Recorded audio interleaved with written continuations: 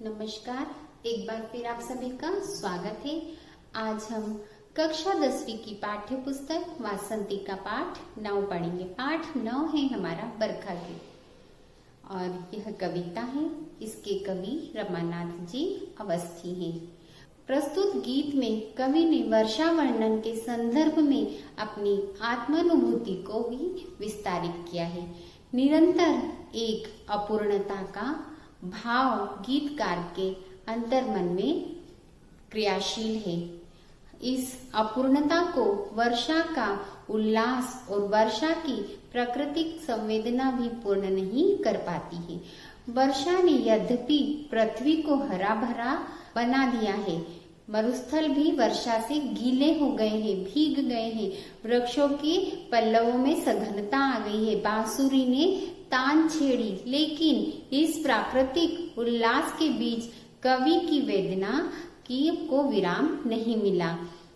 वर्षा के आगमन के बीच वियोगजन अनुभूतियों का प्रभावशाली वर्णन इस गीत में विरुद्ध अनुभूतियों के संयोग परक सौंदर्य में बदल देता है। तो हम पढ़ते हैं कविता। यह गीत बरखा गीत। जो मेरी प्यास समझ पाता वह बादल अभी नहीं आया। मुरझाई धरती हरी हुई, रीति गगरिया भरी हुई, अंबर पर बोराई बदली, झूले पर लहराई कजली।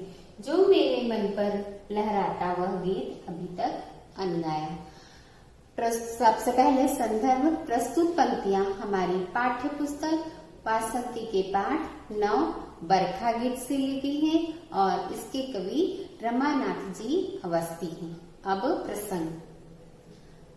प्रस्तुत पंक्तियों के माध्यम से कवि बताना चाहते हैं कि वर्षा हुई, मुरझाई हुई धरती हरी भरी हो गई, प्रकृति में सभी दूर परिवर्तन हो गया।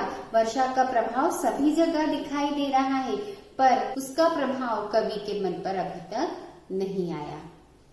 तो कवि कहते हैं, जो मेरी प्यास समझ पाता वह बादल अभी नहीं आया है। प्रस्तुत पंक्ति में कवि कहते हैं कि जो मेरी प्यास को बुझा पाता वह बादल अभी तक नहीं आया है।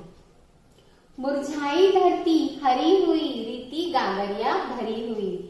और क्या हो गया? वर्षा के आने पर, वर्षा के आने से जो मुरझाई हुई धरती थी वह क्या हो गई है? हरी भरी हो गई है। मुरझाई धरती हरी भरी हो गई है। और जो खाली गागर थी, रीति गागरिया भरी हुई। रीति अर्थात खाली, रिक्त खाली गागर थी, जो वह भी क्या हो गई है? भर चुकी है। अंबर पर बोराई बदली, और आसमान पर, अंबर पर बदली घुमड़ घुमड़ कर क्या कर रही है? छा रही है। घुमड़ घुमड़ कर बदली छा रही है। और झूले पर लहराई कजली। और क्या हो गया? झूले भी डल गए हैं, झूले भी लग गए हैं और उन पर सभी क्या कर रहे हैं? लहरा लहरा कर उस झूले पर गीत गाए जा रहे हैं।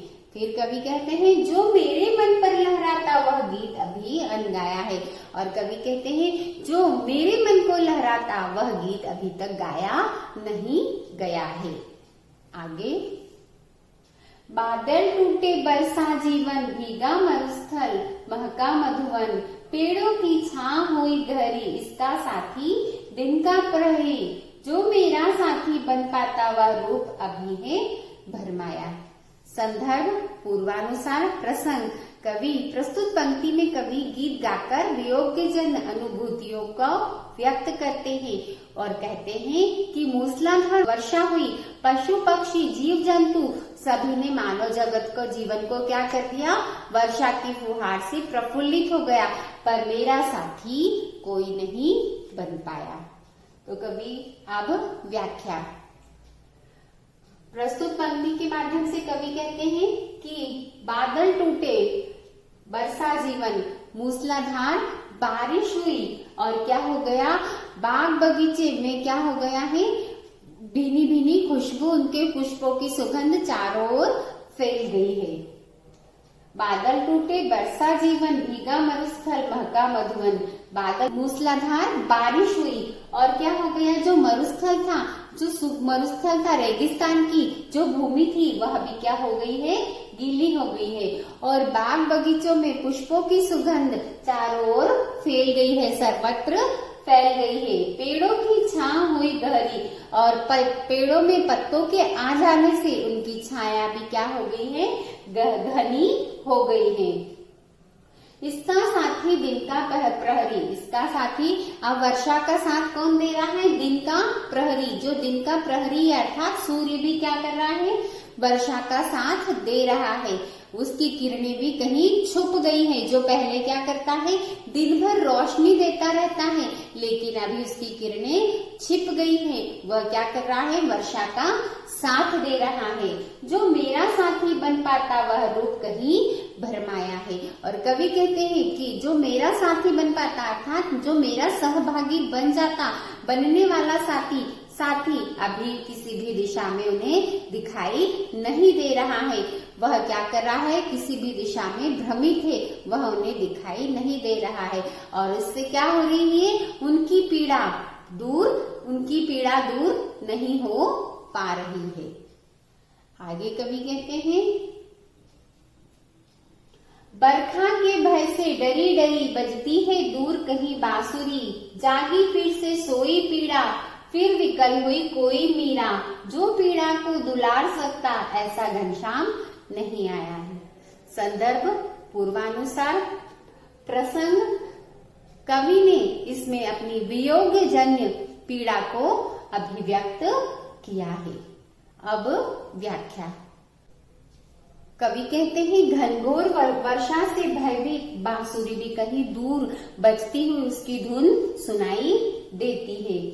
जागी फिर से सोई पीड़ा, फिर विकल हुई कोई पीड़ा। और क्या होता है, उसकी ध्वनि श्री कृष्ण की बांसुरी के समान सुनाई पड़ती, श्री कृष्ण की बांसुरी के समान सुनाई पड़ती है। ऐसी स्थिति में श्री कृष्ण की दीवानी मीरा के हृदय में वियोग जन पीड़ा मीरा को और अधिक क्या करती है, व्याकुल करती है। जिस प्रकार गीतकार के हृदय की पीड़ा को सहलाने वाले श्री कृष्ण अर्थात वर्षा वाले बादल अभी तक आए नहीं है, अर्थात अभी तक बरसे नहीं है, जिसके कारण क्या हो रहा है, वर्षा ऋतु के बादल को गीतकार महत्व नहीं देना चाहते हैं।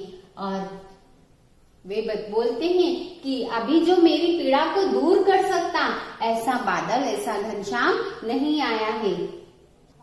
धन्यवाद।